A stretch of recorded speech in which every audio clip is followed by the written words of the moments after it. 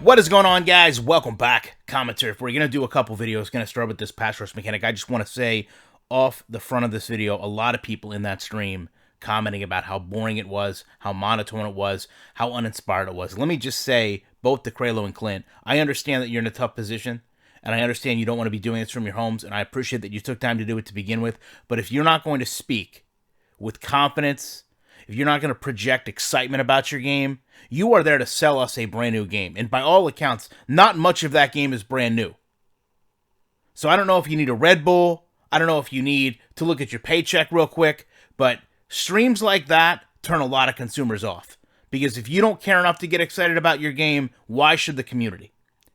Now, I will also say a lot of what they talked about as far as workload management, the quarterback fumble, stamina, fatigue, players out of position, wasn't this why we had tuning in the game, where they could go in and tune this? Why is this being done on dev cycles? That's not changing the game. It's changing how the game plays, but not changing the game.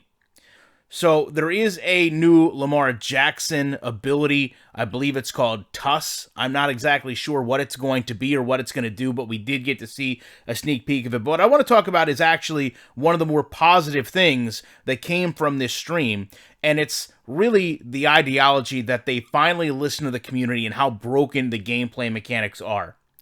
And when they talk about the beta being delayed, one of the things that's critical to that is they're going to change the controller configurations, and they want the community's response to how that works, which again is interesting that they're changing the controller after years and years and years and what buttons are mapped to, but neither here nor there. I want to focus on this right here, because they actually brought up the clip that I did the breakdown. I never mentioned the overextension of the linemen, but they talked about offensive linemen now knowing the history of a pass rusher, and they can build resistance to that pass rusher.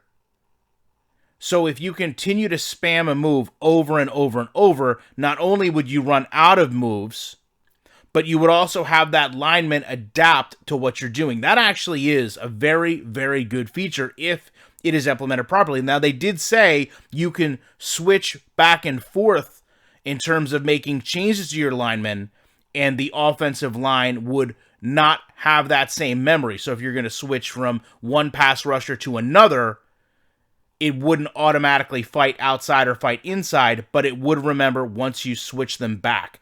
And they wanted to do this to challenge players to control the defensive line, which historically has been known as one of the entry points of playing Madden from the defensive standpoint. So as far as the initial reaction to this, not a lot. No real new gameplay that I saw. Some screens, some gameplay screens, but nothing really new. Couple things that really made me think twice about where the direction of the game is going. For example, since we talked about the line, the quarterback and passing improvements, where throwing, they determined, was too much of a risk in Madden.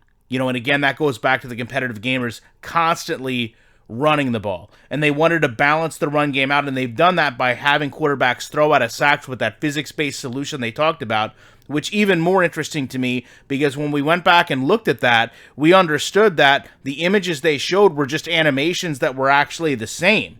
And they talked about how everything is based on how long the quarterback is going to be held, and that it's completely dependent on that contact, and that deep passes, specifically a new feature, that deep passes, which would be 40 yards or more, the quarterback feeling that pressure would speed up the throw, and it would impact his rating through a throw quality rating. Now, one of the things I immediately thought of was, I'm always having quarterbacks that either throw in the grasp into the ground, or throw even when they're in the grasp, and it's a pass that you really needed to just have thrown away. So it's almost like they listened to some things, but they didn't play the game enough to know the real root cause of the issue.